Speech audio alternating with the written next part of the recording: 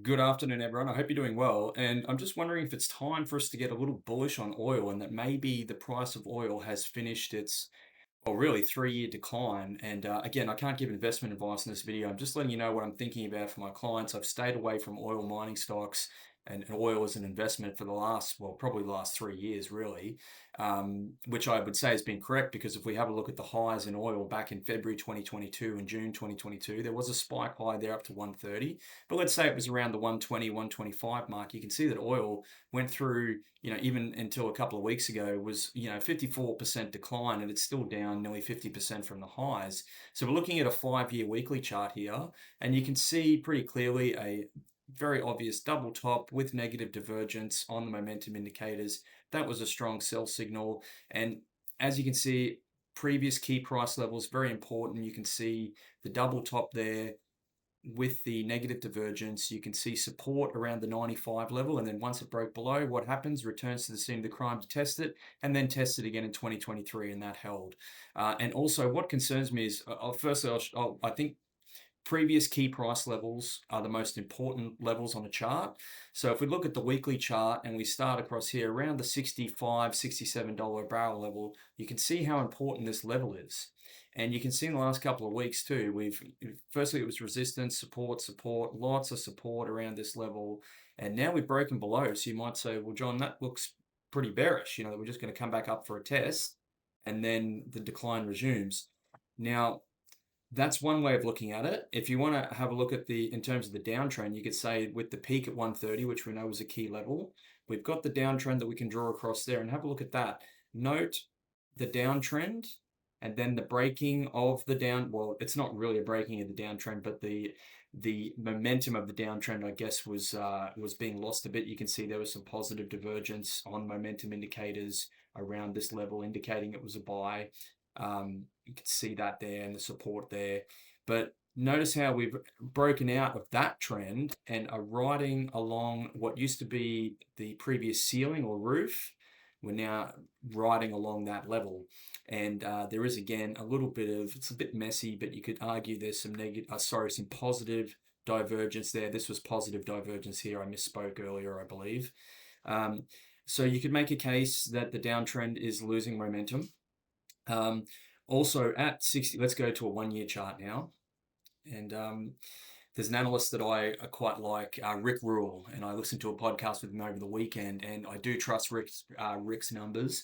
And he was talking about how US shale production requires all-in costs about $65 a barrel to break even. So once the price falls below, this $65 level, a lot of those producers are not profitable. They may shut down or scale back production. And Rick theorized it would take 3, 4, 5 years for them to scale back up. So in other words, if they shut down, we have somewhat of a production shortage. You can see on the daily chart, the 1-year chart, you can see how key that sort of $65-ish level is. And you can see once it breaks, you can see it holds. And then once it breaks with a vengeance, returns to test. And now we're doing a little bottoming pattern.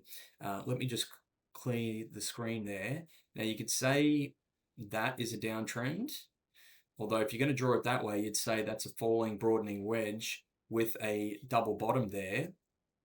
And you've got some positive divergence on the momentum indicator. So at least on the shorter term chart, we've seen a little bit of a bottom forming. Now the question is it just going to come back to test that level and then go for another swing down? I don't know what the answer is there, other than to say that we have very little, basically zero allocation to oil and oil mining, or maybe some incidental allocation in a couple of the mining funds or just regular stock index funds that we own. But potentially forming a little double bottoming pattern here. It's early to call it. It would need to break. I think it would need to trade above that 65 level. So if we draw that sort of 60, more like 67 on the shorter term chart, let's call it 67. So what I would want to see is the price trading at this level, trading at 68. So breaking this downtrend here and also breaking out of this double bottoming pattern and making a fresh high for the move, so above that level. So if it gets to around the 68, if you see a 67 or $68 handle on oil, it's probably completed the downtrend in the short term. So oil is sort of back on my radar. We've had this 3-year decline of 53%. It's probably overdone. Uh, we can theorize that below $65 for at least for US producers, that's a bit of a problem. Probably a problem for a lot of other miners around the world. I don't know exactly every oil mining company and what their cost of production is. Obviously, the Saudis and co can produce oil at a much lower price, or OPEC can adjust production, but the oil chart, at least in the short term, is looking like it's trying to form a bullish bottom.